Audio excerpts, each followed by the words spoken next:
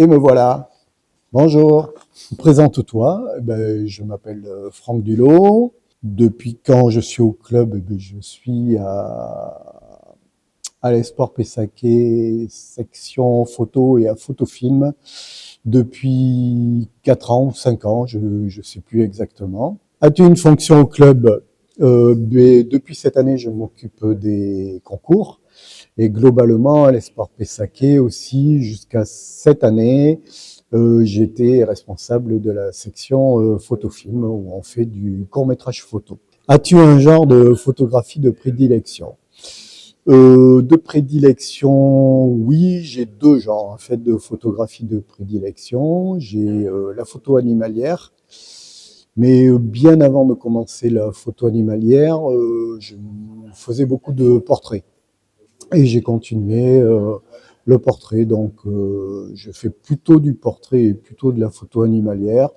Mais après, voilà, j'aime pas trop les étiquettes et je fais un peu de tout, de la photo de rue, du paysage, moins, mais j'aime bien aussi. As-tu un ou des photographes préférés? Alors, j'ai pas une culture photographique très poussée.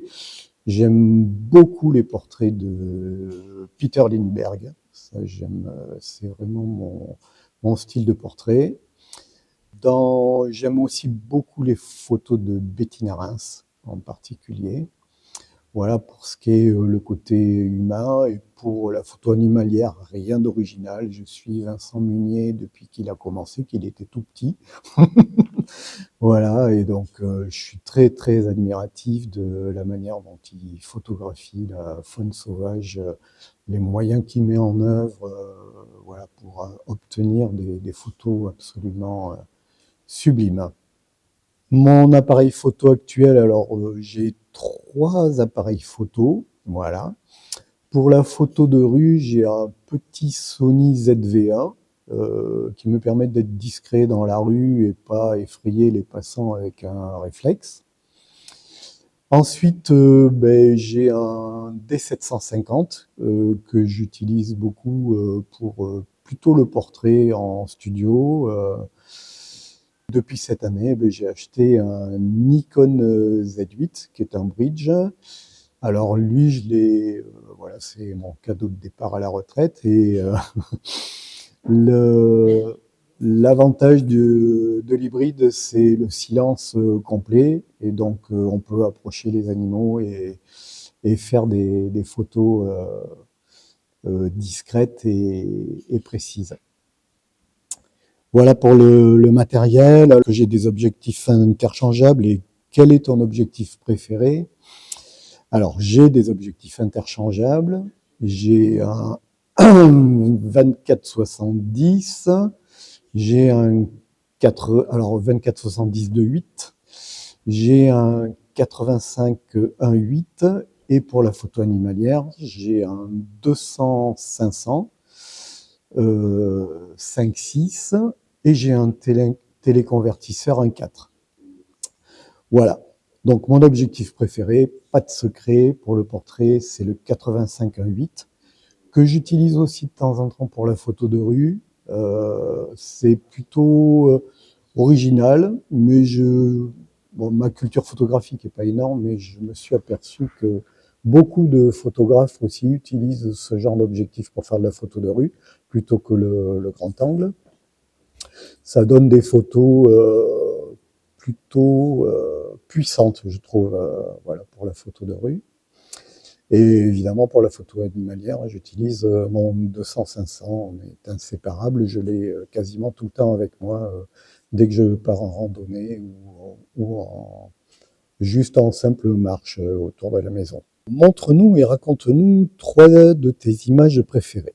Alors, mes images préférées, c'est plutôt par les histoires qu'elles racontent. Voilà, bon, vous les verrez plutôt sur la vidéo en grand.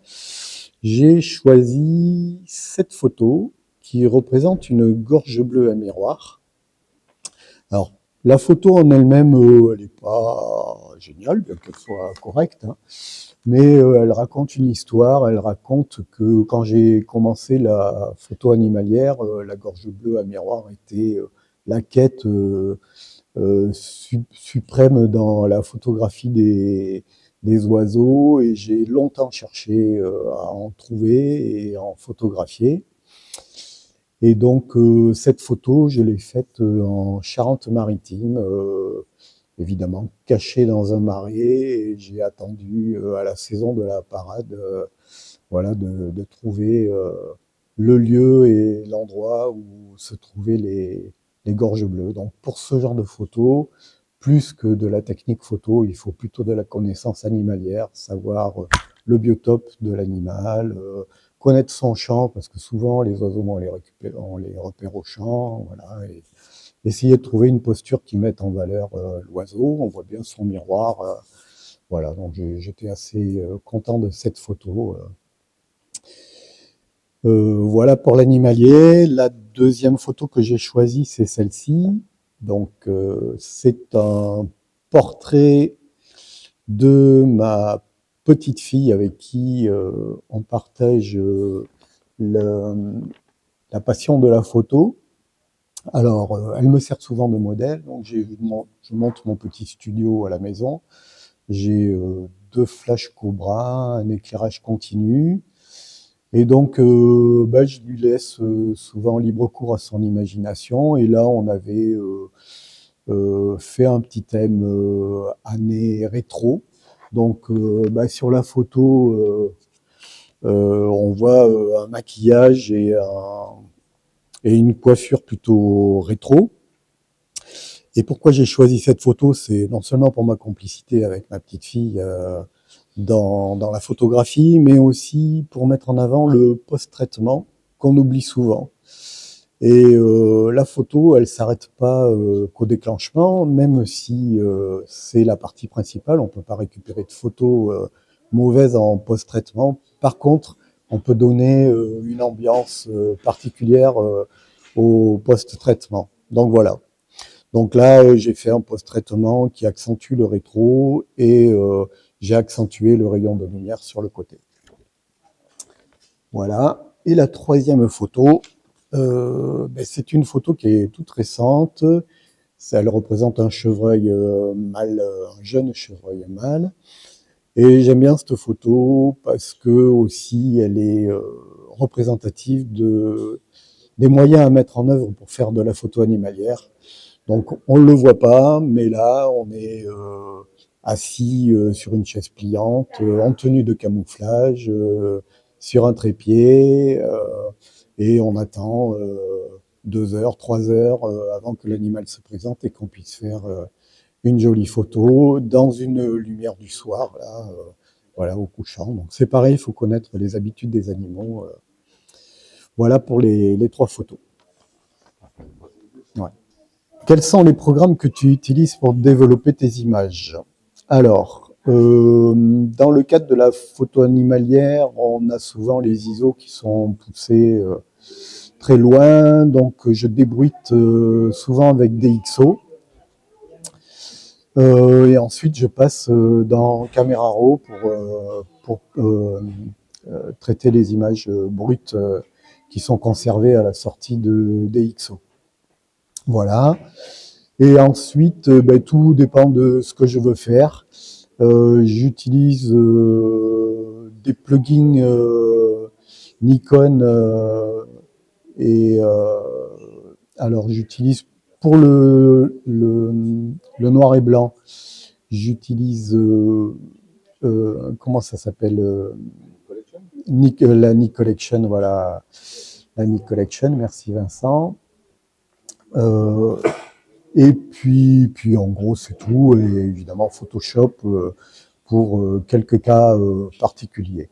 Que penses-tu de l'intelligence artificielle? Alors, j'imagine que la question est que penses-tu de l'intelligence artificielle en photographie? Donc, alors, j'en pense du bien et du mal. Tout dépend de ce qu'on fait au niveau de la photo. Alors moi, je ne l'utilise pas au niveau de la photographie, mais je l'ai abondamment utilisé pour mes besoins photofilm. Donc Photofilm, c'est la section de l'Espoir Pessaquet qui fait du court-métrage photo. Et il se trouve qu'il y a 2 ans, je crois maintenant, j'ai été opéré de l'épaule droite. Et donc je ne pouvais pas faire de photos ni de montage photo. Et donc j'ai utilisé l'intelligence artificielle pour essayer de mettre en scène, faire mes storyboards en fait pour mes montages photofilm. Voilà, ça permet de ne pas avoir à faire intervenir des figurants pour les photos, des maisons, des meubles, voilà, on fait tout avec l'intelligence artificielle et on a quelque chose en gros qui ressemble à la photo qu'on veut faire à la sortie. Donc pour du storyboard, et je pense même peut-être que pour du portrait, je l'utiliserai peut-être pour de l'humain, savoir exactement comment préparer la photo. Qu'est-ce que tu aimes dans le club? Oh ben, ce que j'aime dans le club, c'est la convivialité, le sérieux sans se prendre au sérieux. Voilà, on fait quand même des choses. Alors, les activités que je préfère, évidemment, c'est la lecture d'images. J'aime bien voir ce que font les autres. Ça m'inspire. Voilà, j'espère que les miennes aussi inspirent d'autres photographes. La mise à disposition de moyens aussi, puisqu'on a un studio photo, c'est pas négligeable. Les tirages photos qu'on peut faire aussi, voilà. Et puis le dynamisme du club, puisque là aujourd'hui l'interview se fait au milieu d'une exposition dans la ville de Cestas, qui nous a prêté une salle magnifique. Qu'est-ce qu'on pourrait améliorer? Alors, j'ai pas trop réfléchi à ça, puisqu'on fait quand même des réunions d'amélioration continue, on va dire, au moins une fois par an. On en discute aussi en conseil d'administration, auquel je suis toujours convié, auquel je participe. Alors peut-être un peu plus d'ateliers pratiques, que ce soit au niveau de la prise de vue ou au niveau du post-traitement. Voilà, bon, c'est toujours compliqué de faire ça, surtout que bon, il faut quand même des disponibilités en semaine pour pouvoir monter ce genre d'atelier, vu les, les, les occupations qu'on a tous.